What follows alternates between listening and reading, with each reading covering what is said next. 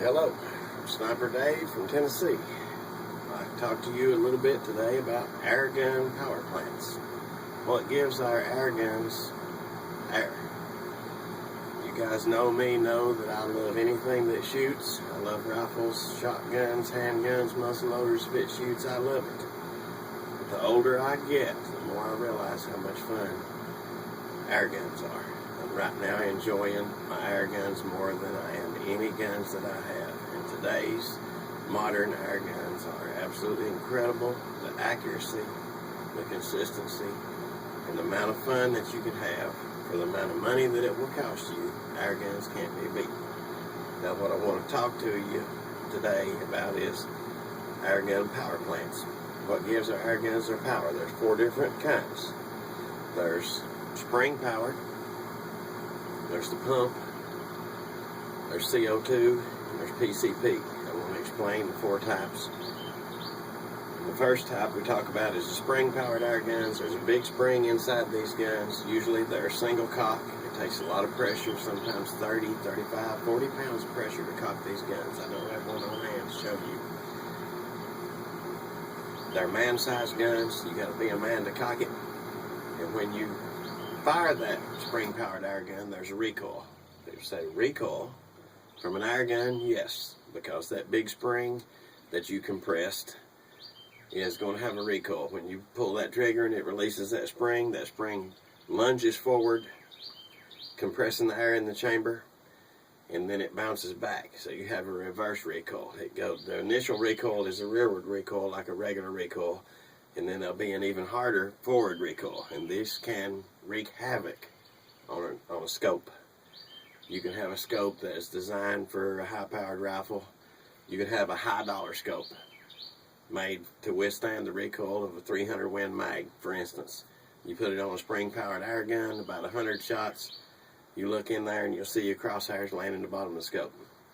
This reverse recoil, you have to buy scopes that are made specifically for it. Myself, I don't care for the spring-powered air guns. Before I start getting hate mail, because a lot of people love the spring-powered guns, a lot of people have good luck with them, a lot of competitions are shot with spring-powered air guns. But I myself, I don't like them myself, and I don't recommend them for a beginning air gunner. You want the most air gun you can get for your money, you want the most enjoyment you can get for your money, you want to stay away from the spring-powered air guns. When you go to the department store, or when you go to the sporting goods store, and you look at the adult air guns, and they run anywhere from $100 to $600. Most every one that you see is a spring-powered air gun. Stay away from them. Don't buy them. You're wasting your money. Again, advice I wish that someone had given me before I wasted all that time and money messing with those spring-powered guns. You will not be happy with it. You're not going to like it. In my opinion, spring-powered air guns are the worst thing to happen to the air gun industry, because newcomers like me, I decided I want to get back into air guns. I haven't shot air guns since I was a kid. Let's go spend some money, buy air guns, see if we like it. The spring-powered guns, don't like it. You have a bad experience. You feel like you wasted your money on something that's not what you wanted, and then you tend to shy away from the sport and get out of it. I was persistent. I kept on spending more money until I figured out about pump guns, CO2 guns, PCP guns, and found stuff that I liked. Any of these other 3 types I can highly recommend. Stay away from the springers. Don't send me hate mail. If you love spring-powered guns, that's fine. A lot of people love them. A lot of competitions are shot with them. You can learn to master a spring-powered air gun. But for the regular guy who wants to break into the air gunning sport as an amateur with a little bit of money, the working man don't have a lot of money to spend, you're not going to be pleased with what you get with spring-powered guns. Now, pump-up guns. There are multi-pump guns, like we all had BB guns, pellet guns when we were a kid. You got to pump it up. You got to give it 8 or 10 strokes to get that pressure build up before you fire a shot. We all know what that is. We had them when we were little. There's also single-stroke guns, like this gun right here. This is a Vyrock HW75.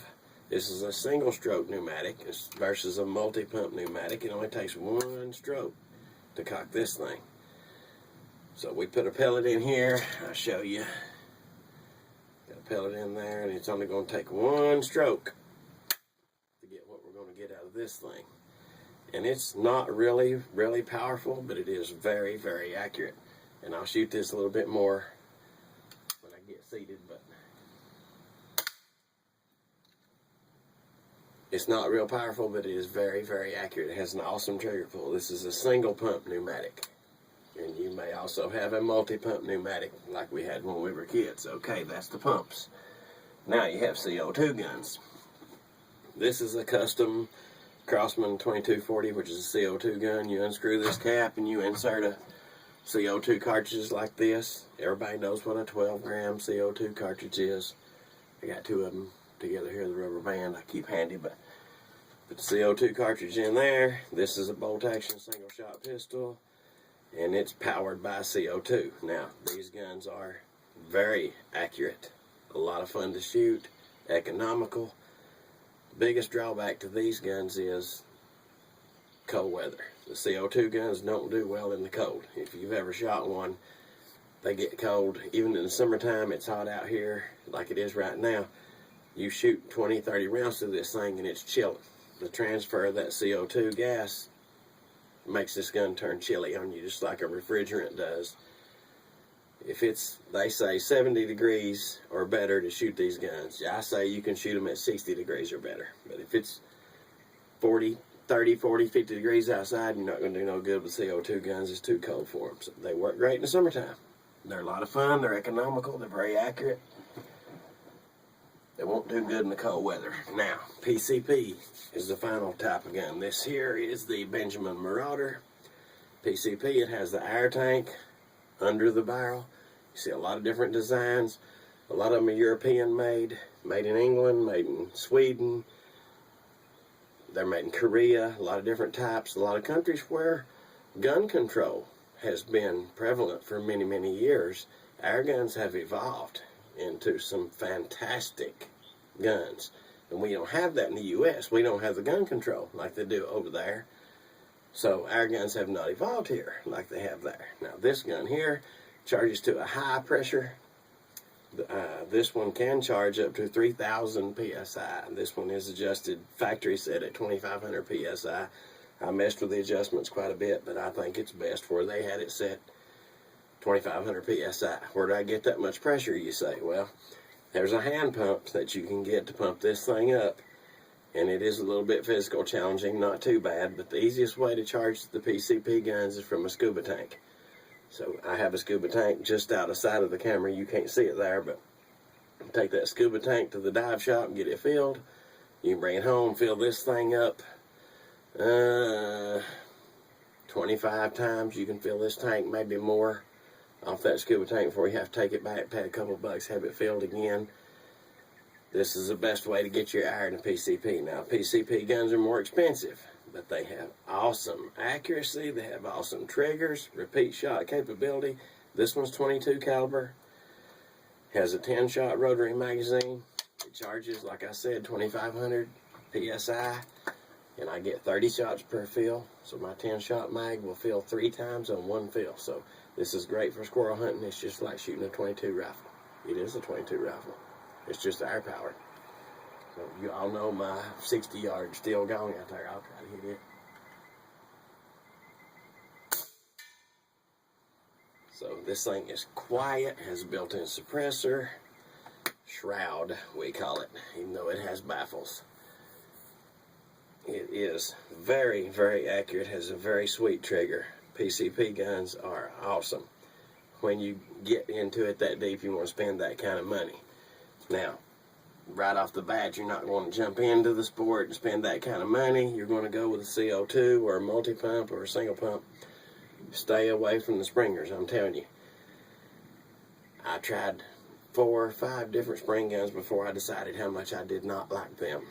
Spring-powered guns are a pain in the butt. They have their advantages. They can be shot well. But in my opinion, the beginner has to stay away.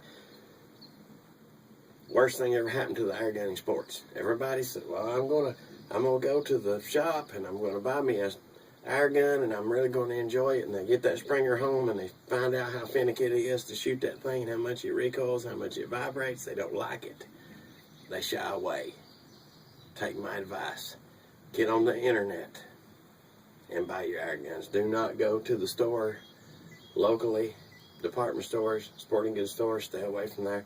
Go ahead and get online.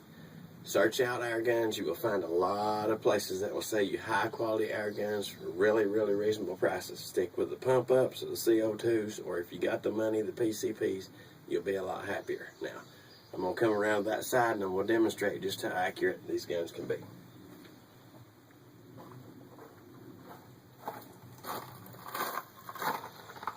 This one right here, the Benjamin Marauder, is extremely accurate. This 30-yard range that I have here, it'll shoot half-inch groups easily. I can put 10 shots in a half-inch at 30 yards with a Benjamin Marauder. With this Viroc HW75, which I just acquired this a couple of days ago, single-stroke pneumatic, I've been having a lot of fun shooting these shotgun shells at 10 yards. The trigger in this gun is absolutely unbelievable. It's an awesome trigger. This gun right here is not powerful. You cannot hunt with this gun. It is a low-powered gun, but it is extremely accurate. And it's a lot of fun to shoot in the backyard for plinking. Cans, of course, cans are too easy. When you got a gun that'll shoot 12 gauge hulls off the board at 10 yards, why would you shoot at a can or a bottle? If you have a beginner, a woman, a child, a beginner, somebody new, set you bottles, cans up there, they'll have a blast shooting them with this thing. But anybody that's any good with the trigger is going to get bored with that real fast. They're going to want a smaller target. This thing is so accurate, it's HW75, that we can lay those hulls down and shoot at the head stamp for a challenge to have something to shoot at 10 yards.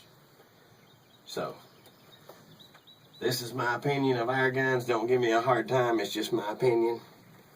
You want to get into air gunning, I can highly recommend CO2, pump, or PCP. Stay away from the springers. Later on, after you get better at it, get more involved, you get used to the air gunning sport, you want to try a springer, that's fine. You may end up liking them later on. I don't know. I've been air gunning, adult air guns, since 2008, so I've been over 6 years I've been in this. And the springers have no place. I do not have one single spring-powered gun here. So, that's just my opinion. I wish somebody had given it to me. It would save me a lot of money before I bought all those springers. I'm Sniper Dave from Tennessee. Thanks for watching.